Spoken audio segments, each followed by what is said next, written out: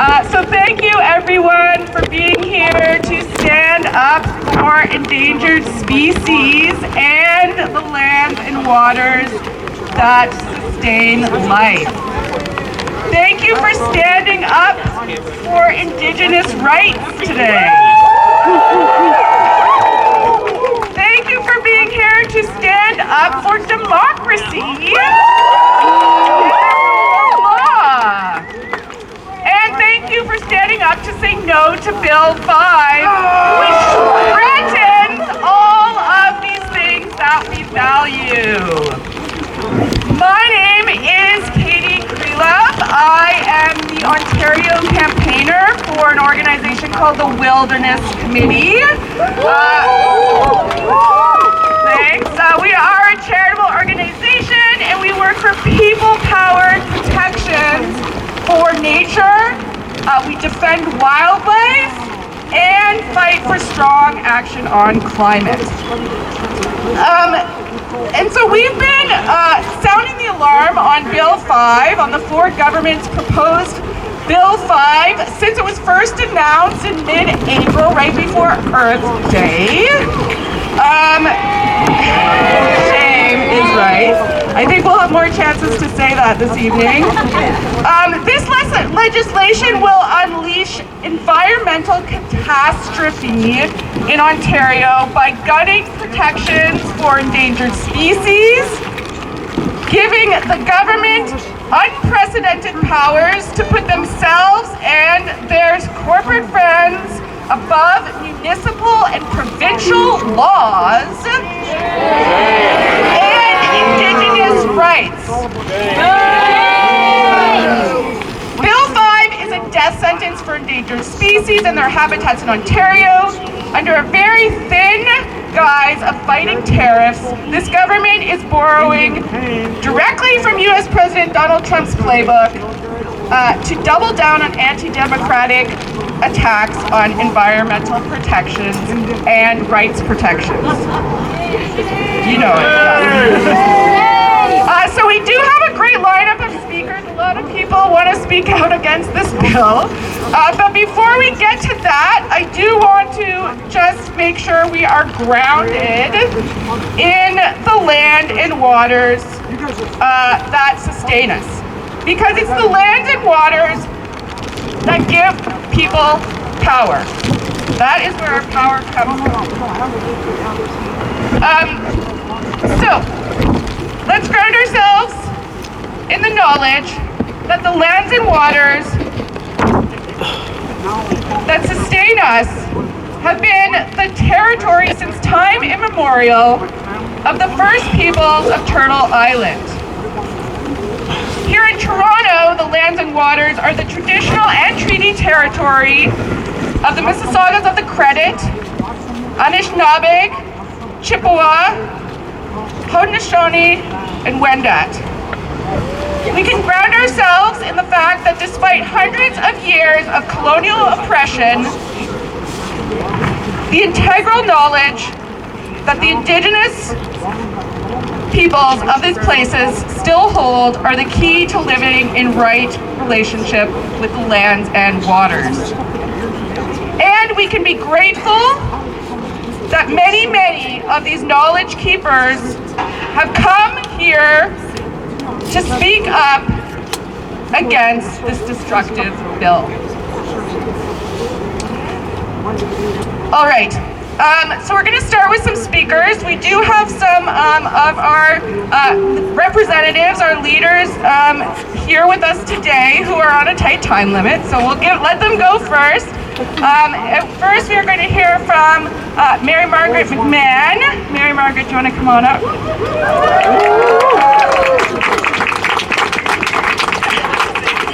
Beautiful beaches, East York. Woo! Put up your hand if you like to swim. Woo! Safe, clean water. Come on down. Okay, let's start with a chant. You know me, I like a good chant. Hey, hey! Calling Stephanie Bowman, who's battling them in the chamber over the budget. And also I should tell you that our member Ted Shue is in clause by clause, so exciting, at committee right now for Bill 5, and he has a zillion amendments. This is like a non-partisan issue all across political stripes. People want to fight for the rights, for everything that is in this bill being destroyed. But number one, okay, do we think that Doug Ford failed science class? Where? Let's do a search for his science teacher and just find out. Because when you're ripping up something that already works, the Endangered Species Act, replacing it with this gobbledygook, ridiculous Species Conservation Act, which only protects the species where it sleeps, as we know, and where it lays its eggs. So we're giving Doug Ford his bedroom, and we're taking away the stairs, and the living room, and the kitchen. He can have the local hospital to birth his babies, and but we don't know, God knows how he's gonna get there. He's gonna be bungee jumping or zip lining. So just so you know, to give you hope, first of all, you guys give us hope, and we have got the government to reverse decisions before. The green belt, right? We can do it again. So when I come to Queen's Park, it's about 8 kilometers, and I come on my bike or subway. And how about you, Steph? Yeah, I'll come on my bike whenever I can. Yeah, so not far away. But we've had communities, especially Indigenous communities, who have had to come down from up north over 2,000 kilometers to give testimony and to have their voices heard. Is that fair? No! Right. And so we need to figure that out. We need to figure this whole nightmare out, but we need to rip out Bill 5. Are you with me? Yeah! All right. But I do just want to say thank you to all of you who organized this today, for showing up today, because we do know that it's people talking to this premier who do make a difference, right? We will continue fighting against this bill. They already know we're against it. We will continue fighting to protect Ontario's environment and get rid of these special economic zones, which basically give them more power and less accountability to you, the people of Ontario. So thank you again all for being here. As MM said, you guys do give us hope. We know that you are what will make the difference to get this bill undone. Thank you so much. Thank you, and we do know that there are a lot of our representatives inside there speaking up against this bill. We also know that many presenters at the committee hearings spoke against this bill for all of the reasons that is undemocratic, unconstitutional, and terrible for the environment. And so we're going to hear from some of those speakers, and I'm really excited. We do have community members that have traveled over 1,000 kilometers from Niskanaga First Nations who are coming up to speak. Awesome. But first we're going to hear from a couple of other people who spoke at the hearings. So we're going to start with our lawyer. Laura Bowman is a lawyer with Eco Justice, and her presentation was amazing. Laura, come on up.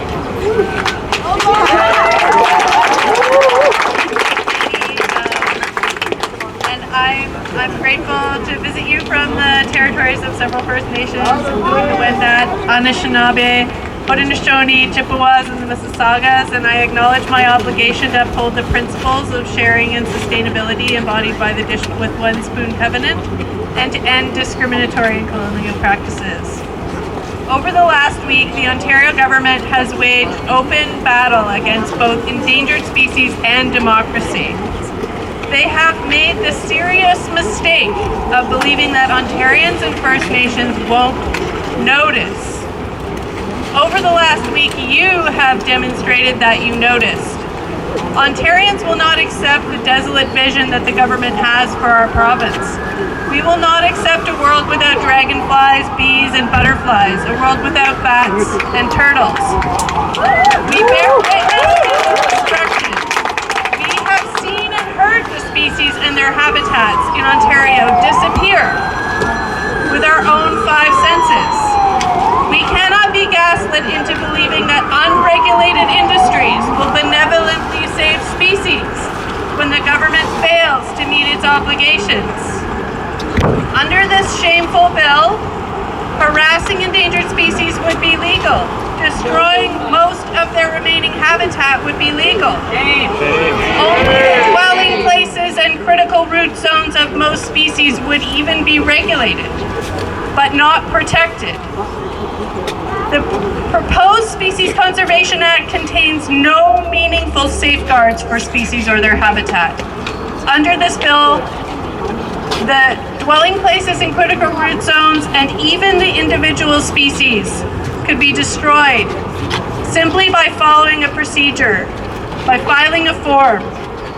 The proposed act would dispense with the science-based listing and recovery planning process that is essential for ensuring survival and recovery of Ontario species. But the government has heard your cries and knows that you are vigilant for nature. They are on the run. Even if this bill passes, this fight is not over.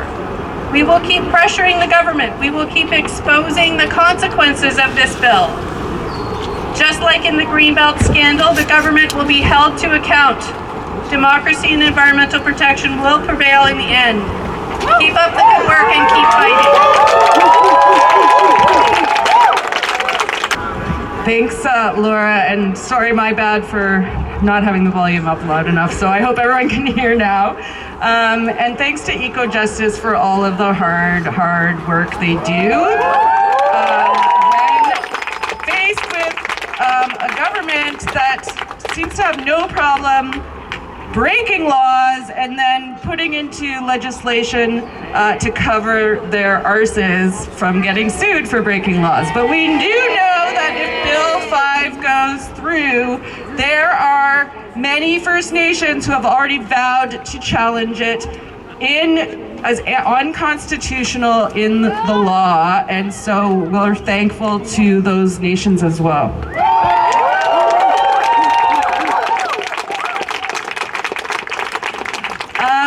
Next up, another one to speak on the environmental impacts of Bill 5 is Tony Morris, who is the conservation policy campaigner for Ontario Nature.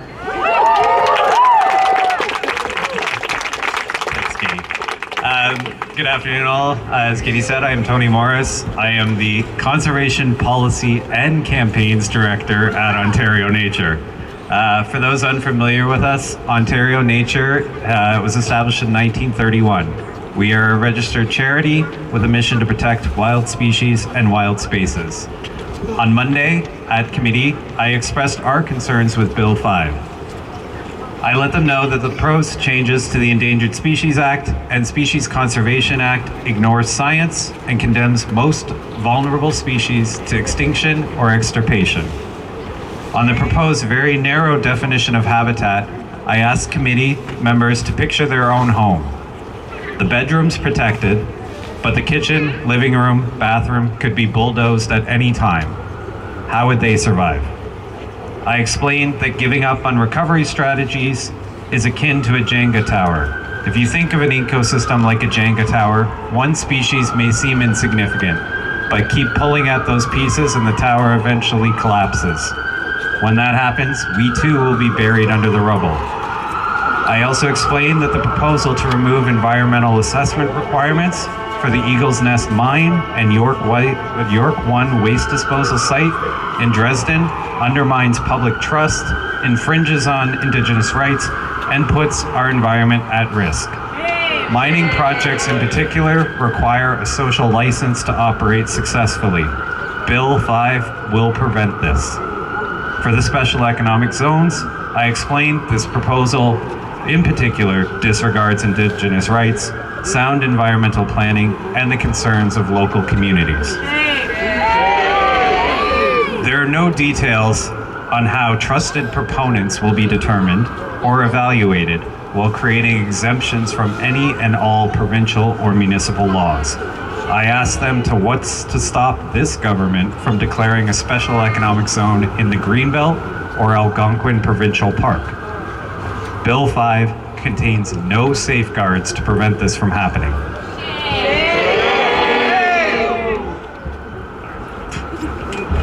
Apron's wet. The Special Economic Zones proposal does not respect the rule of law and puts the health of Ontarians and our precious natural areas in jeopardy. I then turned to some of the justification the government's using for this bill. I argued we are in an interrelated biodiversity and climate crises. This is scientific fact and not up for debate. I asked them to identify economic solutions that operate in harmony with nature, not in conflict. I then emphasized that 89% of Canadians identified nature as a key element of what it means to be Canadian, higher than hockey, universal healthcare, and our flag. The premise for Bill 5 is to defend our economy from American threats with rhetoric tied to protecting our sovereignty. You don't protect Canadian sovereignty by taking a chainsaw to our national identity. I stood firm to state that environmental protections, public consultations, and Indigenous rights are not red tape. I made it clear that Ontario Nature and many organizations support economic development. What we are opposed to is sacrificing vulnerable species, transparent governance, and Indigenous rights on the flawed premise that it is necessary to address economic uncertainty. Ontarians have shown that they reject this premise, that we have to sacrifice the places we love for unregulated development. The Greenbelt, Ontario Place, and this government's use of ministerial zoning orders has pushed us to again and again be here. Polling of Ontarians from May 2024 showed that 88% agree the province needs to invest more in the protection, restoration, and sustainable use of biodiversity. Yet Ontario has become a laggard nationally on environmental issues. This result shows that protecting nature is not a partisan issue. This is not a difference of opinion or ideologies. Indigenous groups across the province who have been stewards of these lands since time immemorial are once again forced to fight back against colonial legislation that ignores their inherent rights and seeks to undermine their connection to the lands and waters. The government argues they are quadrupling investments in species conservation, but you can't say you're increasing investments while simultaneously allowing unrestricted destruction to habitat everywhere. Their $20 million investment is like bringing a watering can to an inferno. The government argues they are increasing enforcement under the Species Conservation Act, but this act has so few restrictions, what is there to enforce? They argue that other than Indigenous groups, only radical environmentalists impose this bill. The Premier recently said this. You know who else uses that sort of inflamed and misleading rhetoric? Donald Trump. You can't pretend to be defending Ontario from the actions of Donald Trump by copying his policy playbook and using his rhetoric. Bill 5 does both of these things. There's nothing radical about wanting to protect democracy, Indigenous rights, and our natural world. We need clean air, water, and biodiversity to survive. You can't eat money. A parking lot doesn't purify water or prevent flooding. A highway doesn't grow food. Nature does all these things. A resilient and strong Ontario will protect and restore nature. Sacrificing nature on the altar of economic development, as Bill 5 does, leaves us more vulnerable and mortgages our future. Thank you all for being here today, despite the rain, and joining us to urge the government to immediately withdraw this bill.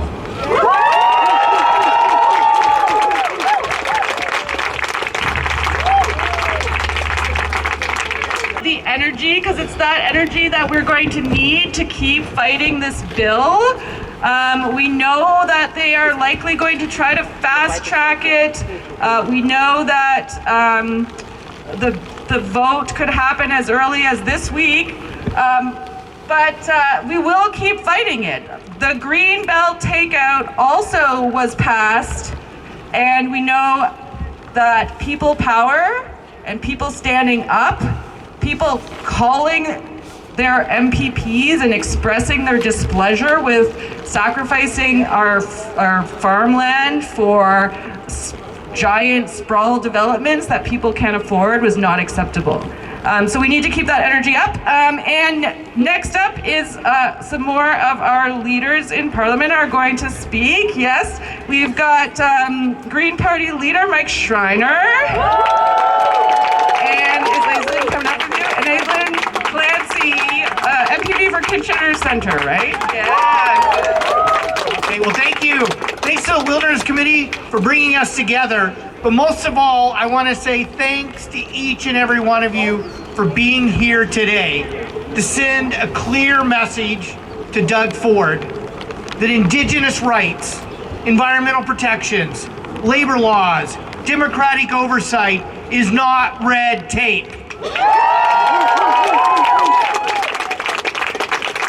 Thank you for standing up and saying that this extraordinary and unprecedented power grab will not stand in Ontario. You can't fight Trump if you act like Trump.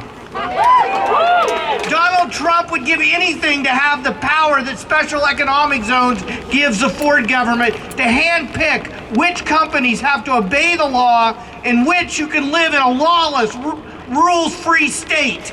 We will not stand for it. I especially want to say thank you for everyone who is standing up and saying, we share this planet with other species. We will not stand for repealing Ontario's world-renowned Endangered Species Act. We need a government that's governed by science, not politics. And how ridiculous is it that this government wants to allow corporations to actually kill species and then tell us after they do it? How is that going to protect species? And when it comes to species habitat, which we absolutely have to preserve, the government also needs to know, and thank you all for braving the ring, it's getting worse now. We have to know that that habitat not only protects the species we share this planet with, but it protects us. The floods that hit Toronto last summer cost $1.3 billion an hour. And if we destroy the habitat that's going to protect us from the floods, the fires, the tornadoes, we're all going to pay the cost of that reckless, destructive behavior the Ford government is putting forward. So I want to close with one final message. Thank each and every one of you for standing up. I'm asking you to support the First Nations leaders and communities that are speaking out against this bill. I want to ask you to, please, I want to ask you to support the environmental organizations that are organizing opposition to this bill. The labor organizations who are organizing opposition to this bill, the community groups, we all have to stand together to push back against this power grab, because the only thing that's going to stop it is people power. Now we know that the government's going through clause by clause in this bill right now, and they're going to try to ram it through as fast as they can. But one thing I want you to leave with knowing today, that when the bill to open the Greenbelt passed, people didn't say that was the end. People kept fighting and fighting and fighting until we forced the government to protect the Greenbelt. So we're going to keep fighting to protect endangered species, to protect our democracy, to protect environmental protections, and to stand up for Indigenous rights. People power will win the day. People power will win the day. And I'm going to ask my favorite chanter, Aislinn Clancy, to lead us in a chant to keep us fired up here. Thank you, Mike. we know that we need to be super loud. We need to be super disruptive. So take this chant today and bring it with you wherever you go, because we know so many people in our community have no idea what's going on. It's so important that we bust out of our bubble of choirs, and we know we're interconnected, where this message is spreading across so many partner organizations, Indigenous communities, unions, and so on, but we needed to make sure we move the political needle. So let's hear it loud today, but bring this with you wherever you go. I'm going to say, show me what democracy looks like. Very rousing. Awesome. All right, so we are moving along, and our next speaker is an elder who lives here in Toronto. Her name is Grandmother Vivian Recollet, and I'm really sorry, Vivian, I should have invited you up to speak first. But we're so glad to have you and share some words. 나라보시오 그나가야 니샤베 괴긴인다 위권 공개닌 돈좀 받으시 뮤직 개개닌도 됨 앞지게닌 적치는 담게 코치미 공화방기 위백은 와타마기니 엔지켄 마 니스가 있는 거 켓니 준비고쳐 나서고 잠내도 이나도 마을 공항기니 나파네. I would say all of it in the language of our people, but I don't think anybody would understand me. So we've already had prayers earlier when we smudged in. Very, very important things for our Anishinaabe people is the land. We don't own the land. Without the land, we would not be here. Without those animals, we would not be here. You forget those are our first relatives. Those plants, those animals, those waters, grandmother moon, grandfather sun, up in that sky world, father sky, mother earth. They all work together. They have never forgotten their original instructions. It's only humans. Humans make a mess of everything. And we need to remember that. We can always try to be different in the way we approach life. And you know, Mother Earth doesn't need us. Those animals don't need us. So you better be grateful who you pray for. You don't pray for these people that are working in these big organizations and changing policies. Policies don't affect our Anishinaabe people. That's not the way we do things. We did these things on good merit, on believing in you, not to lie to us. You know, my elder once told me a word for jaganash. In the language of our people, it means liars. You know, liars. Anybody here speak Anishinaabe, everyone? You know that, eh? Yeah. But I myself, I've been here for over 50 years in Toronto. I'm a part of the Indian Day School, 60 Scoops, and all of these policies and everything that has ever affected our people have been there since the coming. They're coming onto the land and territories of our people. And we have to stand up and say, no, enough is enough. We're not going to take this anymore. You know, we have to say no, even to those policies that we work in these organizations. Well, those policies are not for us. They're for you. You made them. You didn't even consult with us to see what we want, what we need. You know, I work in an organization and I tell them that because you know what? There's no support that they can give me because they don't know how to support Indigenous people. And you have to be factual and truthful about these kinds of things because that's the truth. I'm Turtle Clan. I wore my shirt because it is my responsibility to tell the truth as an Anishinaabe Quit. I didn't get here easy. I went through academia, I went through both of this. My background is in nursing, I've been working in the health field for a long time. I bridge those two roads from our teachings to those ones that are out here to give the best possible care for my people and the community that I service. My people, that's my priority. When I'm out there on the land doing all of the other work with my colleague here, you know, Carolyn from Turtle Protectors, yeah, Carolyn! Engage our community of allies as well so that they can learn a beautiful way of looking at life. At life. You want to live? Yeah! We all want to live. But if we continue with the destruction of the lands, we're not. Can you imagine 50 years from now, our children walking around with little oxygen masks because there's no more trees? to provide that oxygen we need. No clean drinking water because they're all polluted and backed up with sewage. What are we going to do? We have to act now. We have opportunity now. Say now! Now! So I'm really, giving great gratitude to Creator, and I was thinking, it is really fitting that it's raining. Yeah. You know what that is? The sign of rain? It's Creator crying. Because he knows there's a sad time for our people. A long time ago, when the great flood came upon the people because we forgot how to be respectful to Mother Earth and took advantage of everything that was given to us, the flood came and wiped almost everybody away. The animals ran away. The food sources ran away. The maple trees didn't produce maple syrup anymore, but it was watered down. And the birds begged Creator to give us a chance. Again, the humans. They begged for us. They held counsel. And they said they would gently remind us every morning when we wake up with their beautiful songs of what they did for us. So if you know a little bit of our first relatives out there and how they have their original instructions to work with the people, you will understand a little bit more of the seriousness of who we need to be grateful to. We don't need to be grateful to Ford, Trump, anybody else like that. We need to be grateful for our first relatives, those animals. It ain't no Foods or Walmart or Costco that's providing us food, it's those animals. Those plants.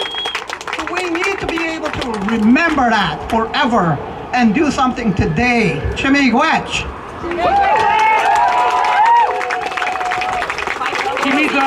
Vivian, Grandmother Vivian, for those powerful words. And next we're going to hear from Carolyn Crawley, the famous Carolyn Crawley, who is the co-founder of the Turtle Protectors of Toronto. Is that the name? Ani Bojo, Michigan do dem, Bimose Mashkiki Indishnakas, Mi'kmaq Black Irish Kwe and Dao, Mamagi, Danjaba, Ninda, Dakaranto, and Nodakima, Michigan Gajajuan. So good afternoon, everyone. My English name is Carolyn. I'm Turtle Clan as well. And I'm one of the co-founders of Turtle Protectors, also known as Michigan Gajajuan and Anishinaabe-Moan. Michigan is referencing that turtle, and Gajajuan is referencing that fierce protectiveness that Mama Bear has when she's defending her cubs. And I started this collective. We're Indigenous-led and volunteer-led, and I started this collective with Jenny Davis, who's here in the crowd. And this work was inspired by a turtle, a snapping turtle that we spent time with during the COVID pandemic. And we spent 4 hours with this mama while she laid her eggs in High Park.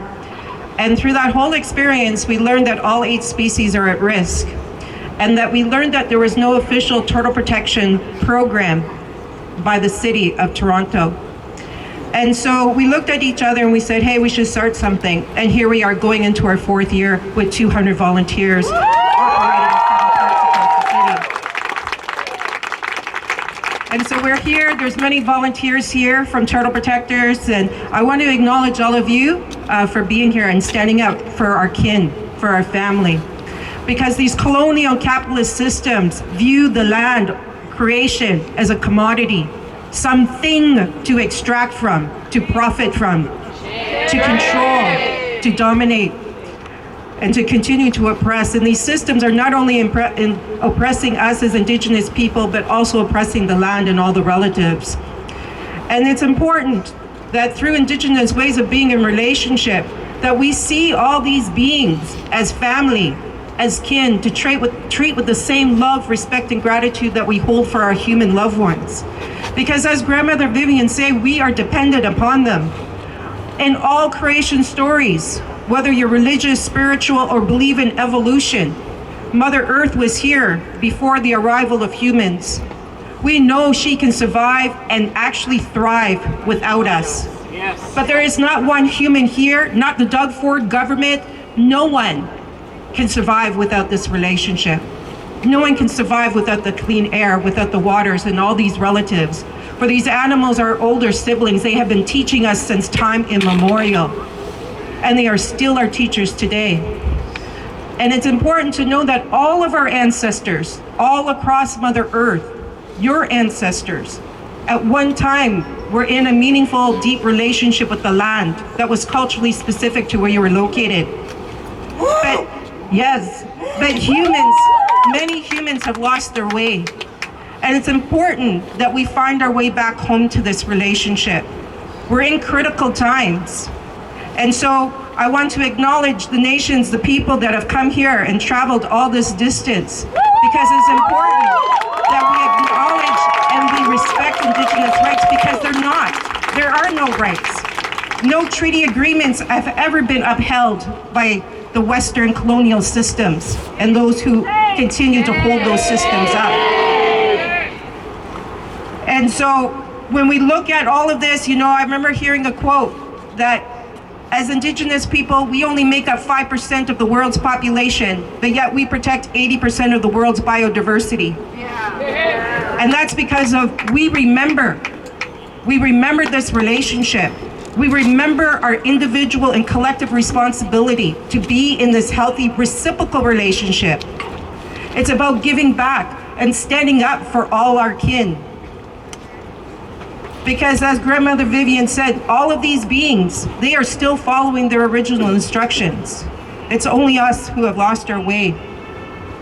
And so we still have that power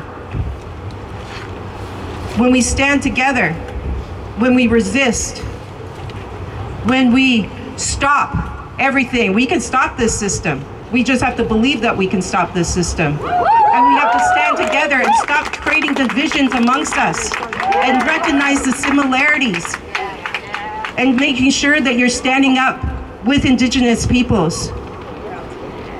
Doing that in your home, in your workplaces, in your schools, because all of you have that responsibility to do so. Because this word reconciliation or reconciliation, when you look at that definition, it means to restore friendly relations. But when we look at the history of what's known today as Canada, that percentage of friendly relations was very, very tiny. And so it's about reparations, correcting the rights, making them, making the wrongs right, correcting those wrongs. And so I ask you, and I say, Gichimiigwech for Grandmother Vivian for sharing your words. And I just want to take this moment just for us to acknowledge Nebe, the rains, to acknowledge those winds that are passing through, to recognize and acknowledge all these trees and plant relics that are standing around us. To take that time in your day to notice them, to acknowledge them. They are family, they are kin, and they are providing everything that we need in order for us to survive. And we need to remember that every day. So I say miigwech.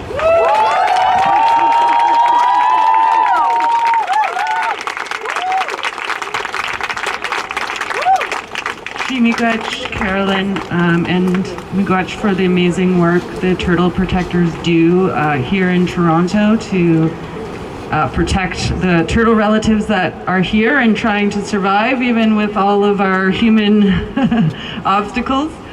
I'm honored to invite up the crew, community members from Niskanaka First Nation, who, as I say, have traveled many kilometers to be here. And we're going to hear from Geraldine Yellowhead, Clayton John Munoz, and Sharon Sakani. Hello, good afternoon. My name is Geraldine Yellowhead. I'm from Niskanaka First Nation. Niskanaka First Nation, we live along the shores of Atwapiskat Lake, and the river, Atwapiskat River, runs through our lake. I'm a mother, a grandmother. I'm married, and I'm a land user. I grew up being a land user. When I was a young girl, I hunt, trap, and today I still use the land. And we still teach our children, grandchildren, great-grandchildren to use the land. We continue to use the land. This Bill 5 is going to destroy our land. We value our land, our lakes, our rivers, our medicines, and those are the things that will continue. We will teach our kids, our generation, and our future generation. We will protect our land. No bulldozer will cross our river.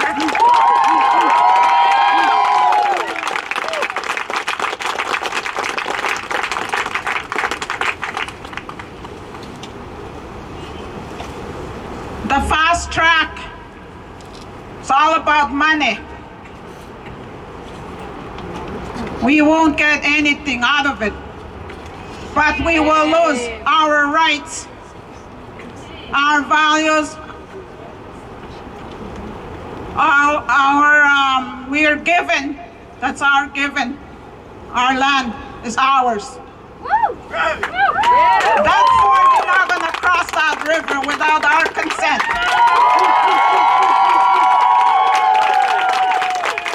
Stop Bill 5.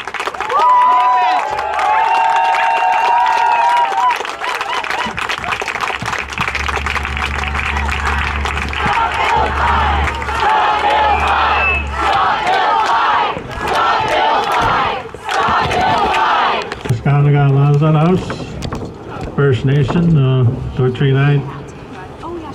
I'm a land user. I'm a father. I have sons and daughters use the land. We always go fishing and hunting. That's what we do all the time. And they always talk about this Bill 5, that no crossing the river or river system.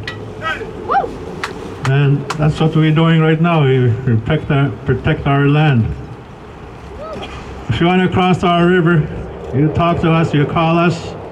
If you want to cross the river. And we still continue using our river just like we today.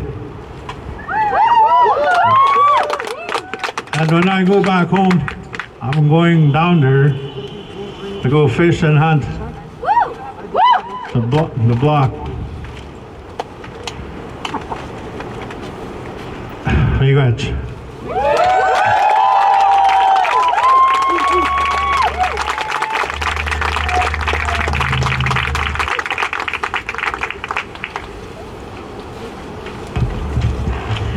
Hello, my name is Sharon Sakani, and this is my grandson, Micah.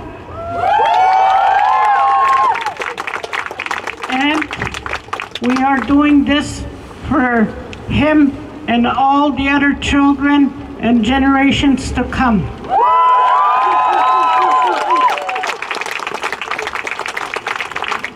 I've lived all my life in the community of Lansdowne House, Neshkandaga.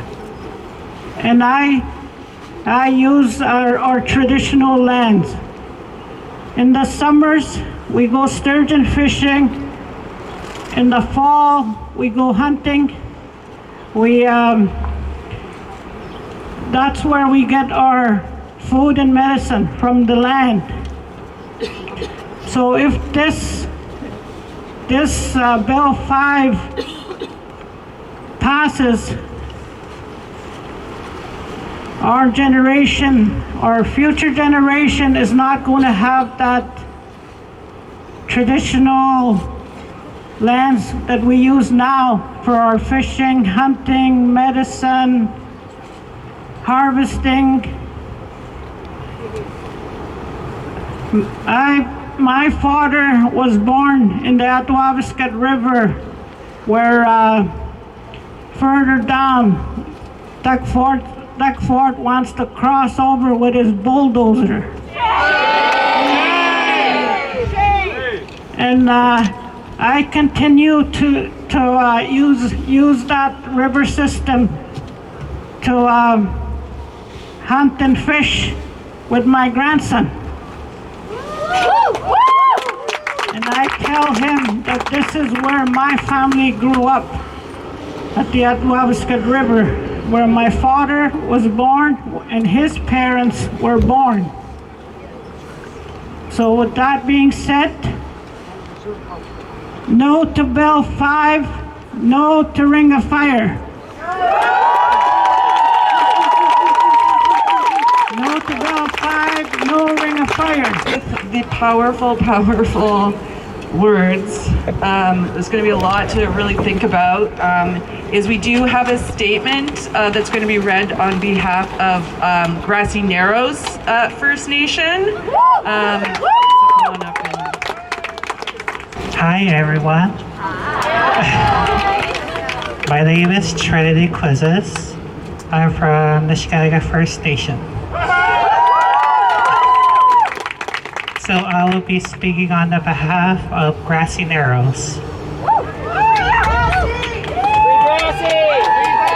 We, the Anishinaabe people of Grassy Narrows, guardians of the lands and waters, entrusted to us by our ancestors, hereby affirm our inherent rights, sovereignty, and secret duty to protect our territory, community, and future generations.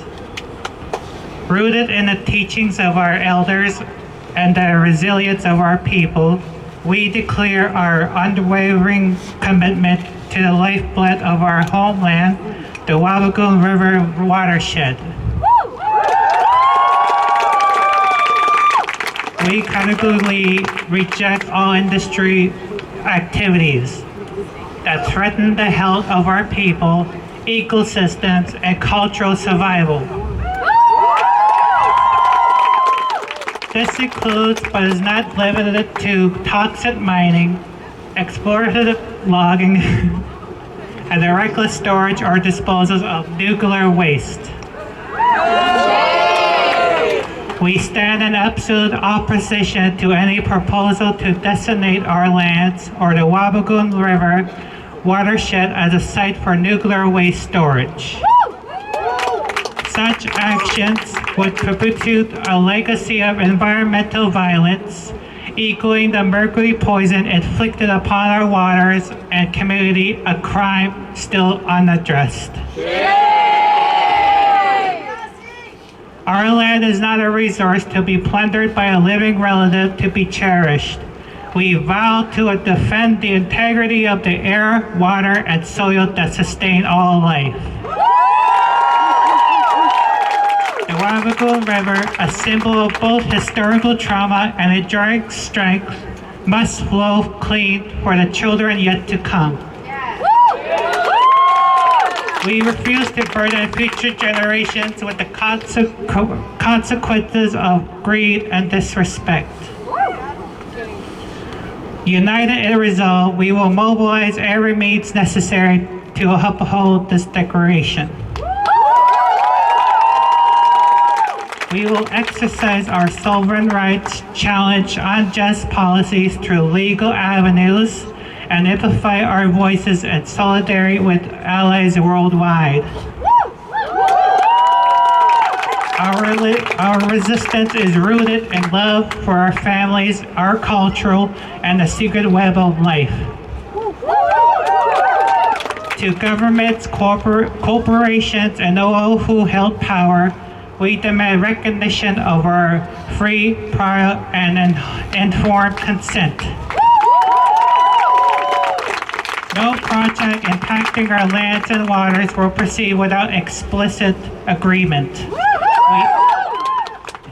We urge all peoples to join us in transforming systems of exportation into our practices of reciprocity and care. We will never surrender. We will rise, generation after generation, until justice flows as the river does, freely, fully, and without end. Miigwech.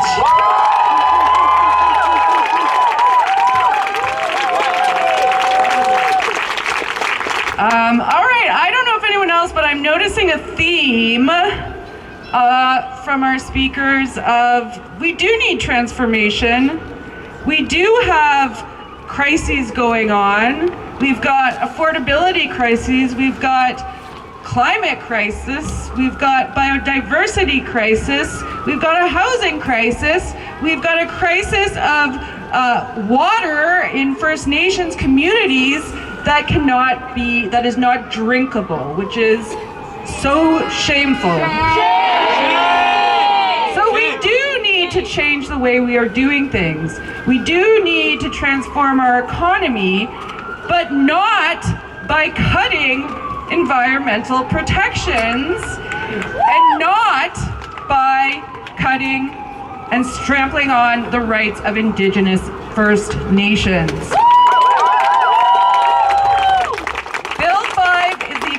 Opposite of what we need.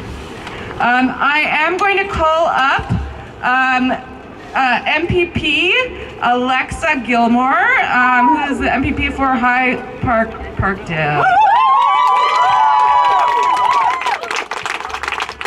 Hey, thank you, Miigwech. It is really troubling to be here, to be honest. It feels incredibly important, and I'm really grateful for Grandmother Vivian, for Carolyn, who is the turtle protector in Parkdale High Park, one of the caretakers of the area. I'm so grateful to you. Friends, I'm here as MPP for Parkdale High Park and as part of the NDP party to let you know what's happening inside at this very moment. I just came out from the committee room where Bill 5 is being discussed. And I want to tell you what the government is trying to do. They are trying to shut down the conversation. It has only been a couple of days, and just like they did not consult with the First Nations people, they are now trying to shut down the discussions. And so at this very moment, my colleagues, MPP Mamakwa, MPP Fife, MPP West, are in there trying to keep the debate going. And they are willing to stay all night. And they know that you are out here holding them just as they are in there fighting to stop Bill 5. And so I want to thank you for coming out in the rain, for coming from so far away, for protecting our land, for calling an end to Bill 5. And I want you to know that we are standing together on this. In a moment, some of the guests here and the folks here are going to go inside with us, and they're going to be able to report back. And so I want you to know that that's happening inside today. And I want you to take just a moment to let the MPPs inside know that you know that they are there and that you are rooting for them inside. Can we say, stop Bill 5? So the committee that is reviewing Bill 5 is actually on break right now, so a few of them have come out to hear from us. And so we really want to make sure that we are clear that the proposals in Bill 5 are going to, sorry, that's my phone. Sorry, I don't know why I grabbed it. I don't need to do that. Are unacceptable. All right, so we have environmental protections, we have environmental regulations in this province for a reason, right?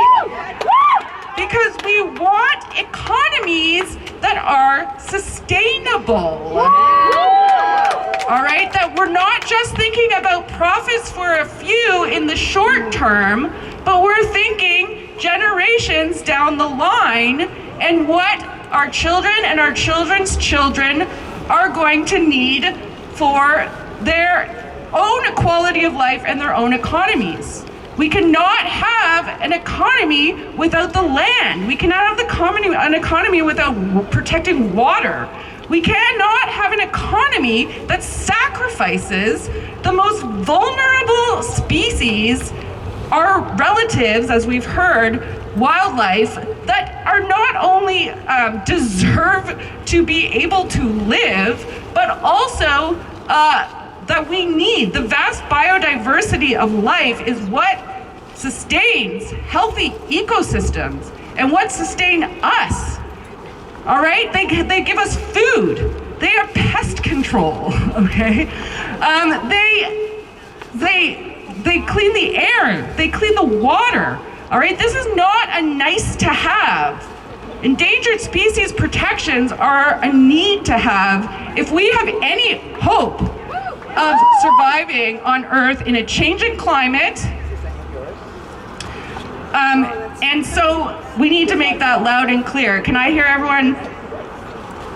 Endangered species are not red tape. I just wanted to say though, in my work with the Wilderness Committee in supporting people on the ground who are fighting to protect healthy ecosystems, who are fighting to protect endangered species, I am honored and grateful and lucky to get to travel to lots of different places and meet a lot of amazing people across this province. And I just wanted to point out some very specific cases where the cuts in Bill 5 to endangered species protections are going to have an immediate impact, all right? And so if you can see the salamanders all around me, these were created by a group in Burlington called Core Burlington that has been fighting the expansion of a massive rock quarry, underground quarry near Mount Nemo on the escarpment, which is a UNESCO biosphere. All right. Now they've been fighting the expansion of this quarry partly because it is unnecessary, and partly, a lotly, because it is home. It is the habitat for endangered Jefferson's salamanders. Okay. It is going to destroy their nesting habitat, where they nest in the spring. Now, this quarry was rejected back in the early 2010s when Ontario's Endangered Species Act was new and fresh, all right? It had just been passed and it was strong. And it resulted in this quarry being rejected because it was going to do irreversible harm to endangered species, the Jefferson salamanders, all right? So that was a win, but new times, new government, new cuts to Endangered Species Act, so there's already a lot of loopholes and problems with the Endangered Species Act that needs to be fixed, but Bill 5 will gut it, all right? So right now, the quarry company is trying to pass that exact same quarry that was rejected over 10 years ago, and the same group is spending hundreds of thousands of dollars on lawyers to fight it at the Ontario Land Tribunal, right? And again, the Jefferson salamanders are one of the central issues, but if Bill 5 passes, they don't have a chance in heck of winning that case because the Jefferson salamanders breeding grounds will not count as habitat that is protected. So that is just one example of many, many, many on-the-ground example of how Bill 5 will destroy in real life species at risk. Okay, we do have a few more people who are going to speak. Next up, I have actually someone who is from the upcoming generation.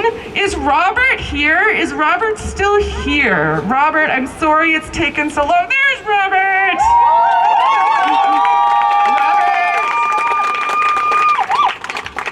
Actually, Robert, do you remember the question I was going to ask you? Yes.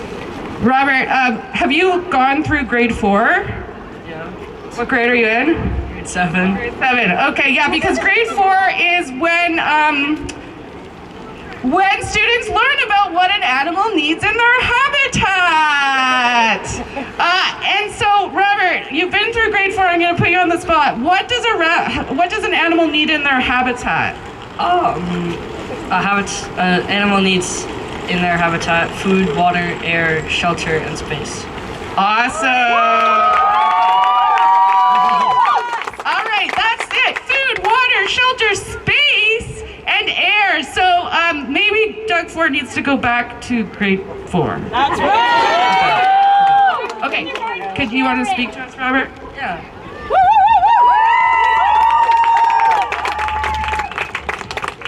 Hi, my name is Robert, and I'm from Children's Climate Championship. In 2022, I built a bat box with my dad. I built it according to the most specific instructions, mounted it on a pole away from buildings, put in a bird bath, planted flowers that would attract the bugs they like to eat, and sat back to wait for the explosion of bats that were going to come to my garden. Guess how many bats have returned? Absolutely none. When was the last time you saw a bat or a monarch butterfly? Those two species have seen a population drop of more than 95% for both in Ontario. There are more than 270 plant and animal species that are at risk, and every time a new study is done, those numbers increase. Biodiversity is in crisis, and populations are crashing across the board. I was in Ottawa 2.5 years ago at COP15 when the world promised to protect 30% of the Earth's land by 2030. We cannot sit by and let Premier Ford unleash the environment catastrophe in Ontario.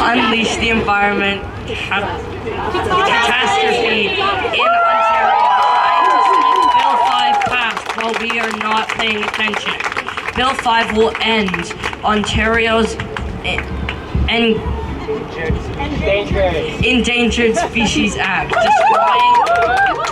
destroying protection for endangered species in Ontario. It will allow Premier Ford to create special economic zones.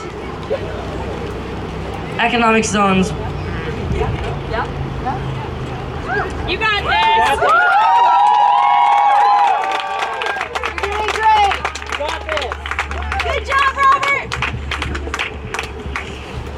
Sorry. You're doing a great job. Destroying protections for endangered species in Ontario will allow Premier Ford to create special economic zones that would violate Indigenous rights, where Premier Ford's buddies would be able to break the law and ignore our environmental Bill of Rights to do things like pave the conservation area beside the Science Centre, bulldoze the landing of turtles, wetlands habitat, and plow up the farmland that keeps Toronto from flooding. At a time when scientists are desperately begging us to keep to 1.5 degrees of warming alive to prevent biblical levels of sea level rise and temperature increases.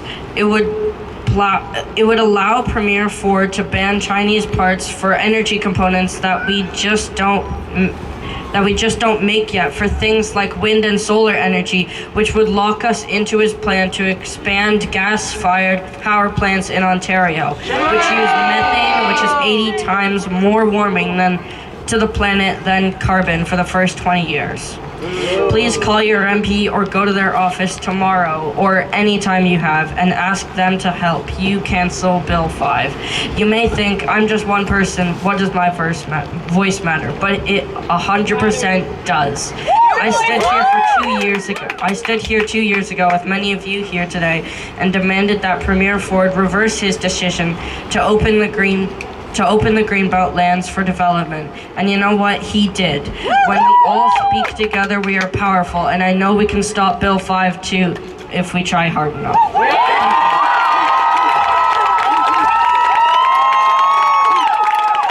Thanks so much, Robert.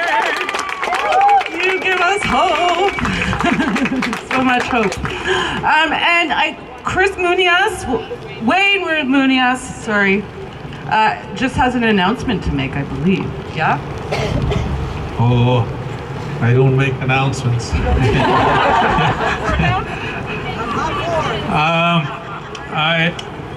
We're from Nishkandiga. You heard our speakers. I was fortunate enough to do this, the hearings on Monday. Unfortunately, former Chief Peter Munoz couldn't do that because we suffered one of our young people passed on before the weekend.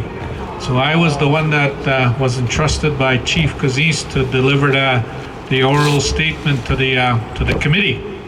So it seems like there is no recognition or respect for our First Nation when it comes to this committee and also the process about the Bill 5. Ramming through the Bill 5 just the way they think they want to do that. So I wanted to say that our First Nation, we are a very small community. Well, maybe only 500 people on the river system, the Ishkandiga First Nation. We are not a lot of people, but we are very strong and resilient people. As you heard from our women today, you heard that they value our river system. They value the things that we cherish that maybe the government of Ontario does not. They don't value stuff like our medicines. And this is what we shared at the committee. And you see how disconnected they are to our people, even to you all, when they don't even ask you a question. When you come all the way from Nishkandiga, from our homelands, to come here and voice our concerns, the PC government only asked one question, and it wasn't even relating to Bill 5. And that's how naive and that's how short-sighted and they are with this proposal that they're trying to do. You heard our mothers talk about the fact that they're not going to cross the river system without our consent. They're not going to bulldoze our sturgeon. They're not going to bulldoze our river systems. They're not going to do that without the people's okay. And that is not happening. That is not happening. Consent has not been given to any development. They say in this bill that there's going to be certainty. If you can't get the consent of like First Nations like Nishkandiga, there is no certainty. You can rest assured that's going to happen.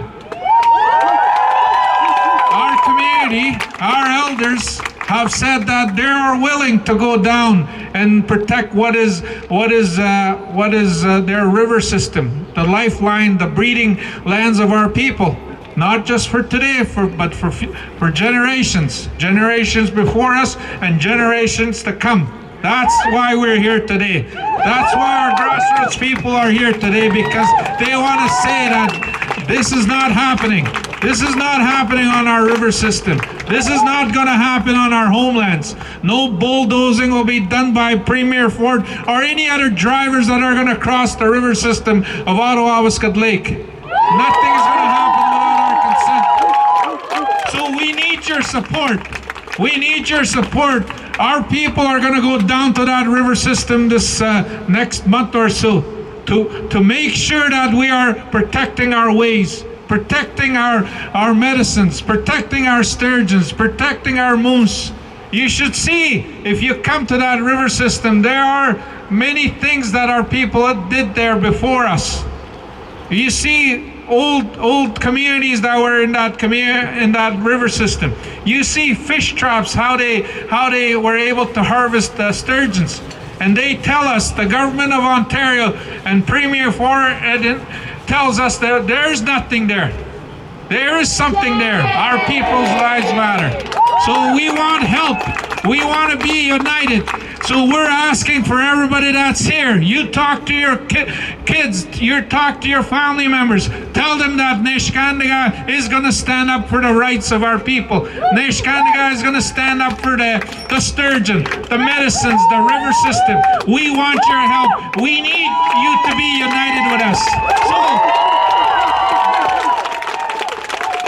Neskandiga strong! Neskandiga strong!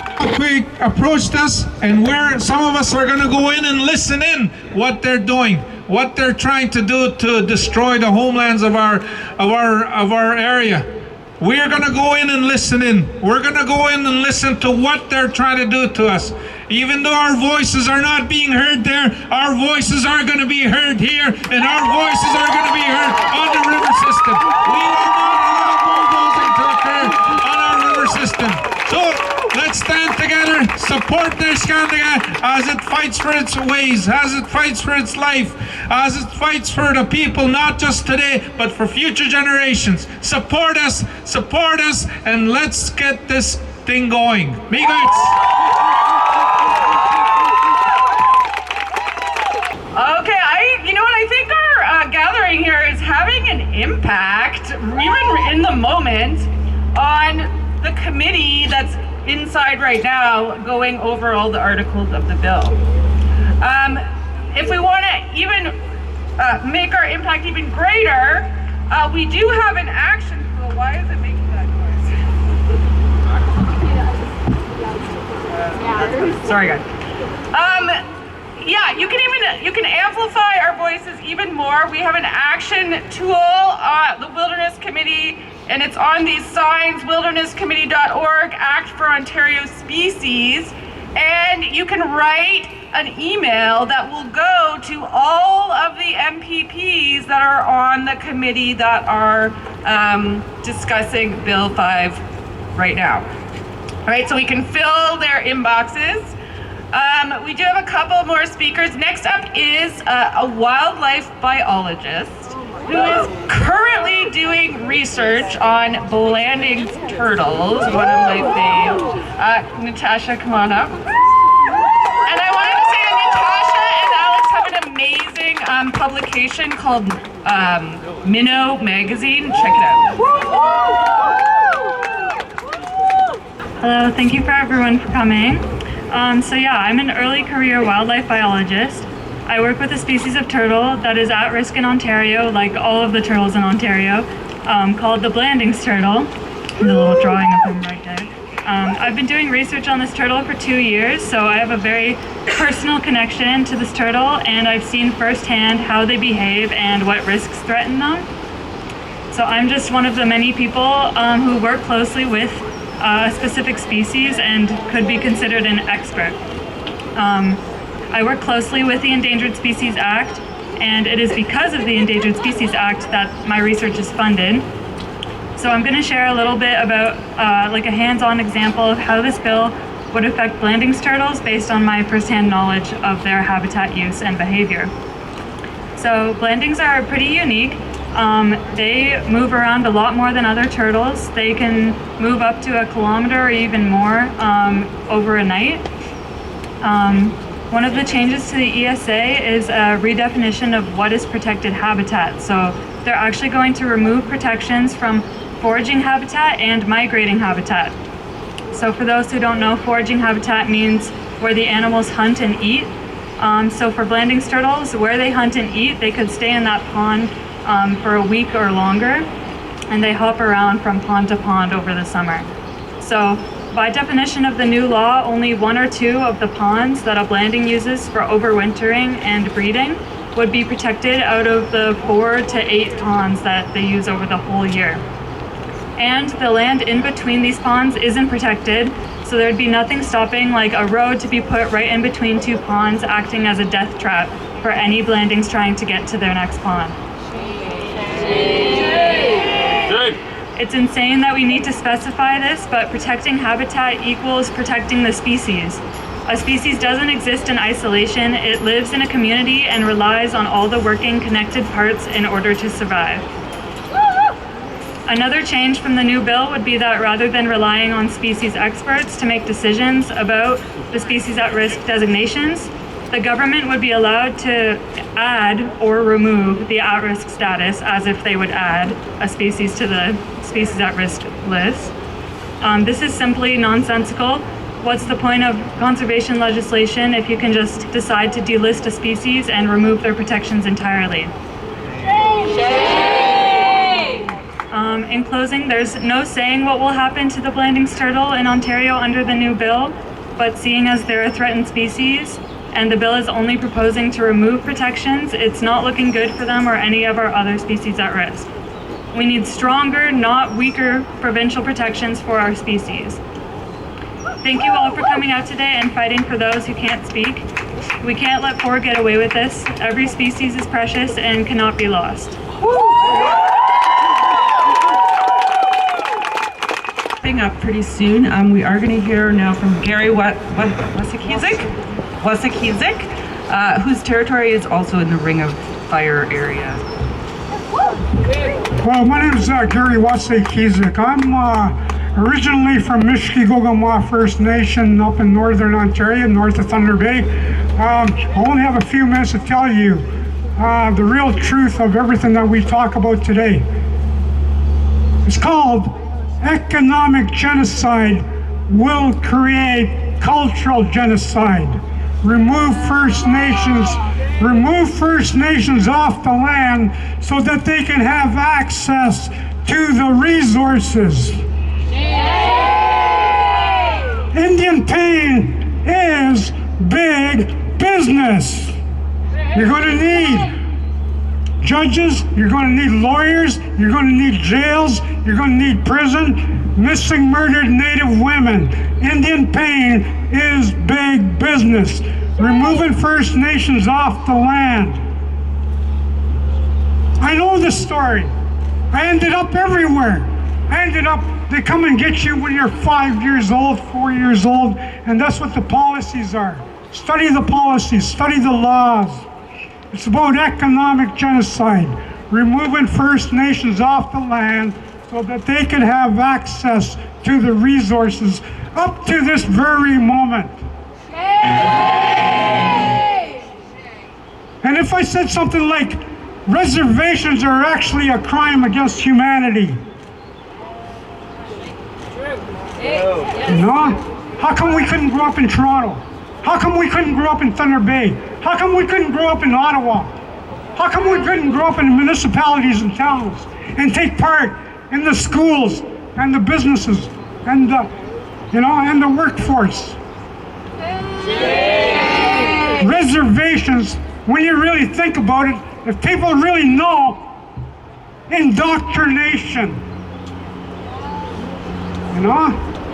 That's what it's about.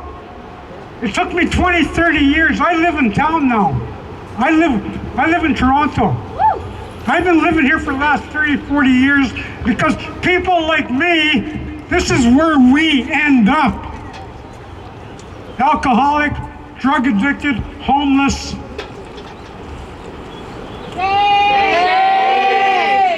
Dysfunctionalism is a big word in the Indian country. That's what these guys wanted to create. Dysfunctionalism. Toronto and other municipalities in town, that's when you have like dysfunctionalism on the reservation and other communities. But functionalism is in living in towns like Toronto and other. You have jobs, you have work, you have universities, you have Tim Hortons. Do you see a Tim Hortons on the reservation? Do you see McDonald's on the reservation? Do you see movie theaters on the reservation? It's called indoctrination. Putting people in a small box where you go stir crazy. You have nothing to talk about. Same old, same old. You know what? I come from mining region, Ring of Fire. They built a highway through my community. And you know what? Again, when I say I'm from Mishkigogama, I'm not from Mishkigogama. I'm not from the reservation. I'm not from Pickle Lake. I'm not from Toronto. I'm not from Central Pat. That's where government put me. I'm from where my mother was born, where my grandmothers were born, where my family was born. These people here in Niskatang, they're not from Niskatang. They're from the land.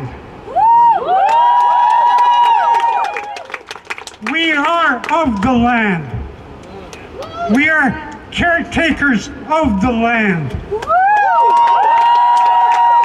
We never said we own the land. We said we are caretakers of the land. And you know what? It's going to take a whole team for these guys to understand. When there are no more trees, you can't breathe the air. You can't drink the water. Only then, and only then, will they know you can't eat money. I have a lot more to say, but I was given 5 minutes. Miigwech, on behalf of the people of Turtle Island, miigwech for listening and being here today.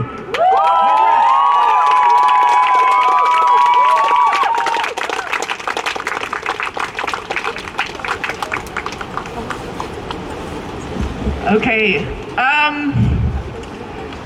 don't know how to close off. We've heard so many amazing words today, and heard from so many amazing people who are speaking up with words that need to be said, right? And we need to turn these words into action. So I urge everyone, this does not end here. Bill 5, whether it passes or whether it doesn't, we will continue to fight for Indigenous rights. We will continue to fight for strong protections for endangered species and for the natural ecosystems that sustain them and us. I want to thank everyone so much for coming out this evening and sticking it out through the rain, and bringing your beautiful signs and art and selves to support all of the people fighting to make our world a better place.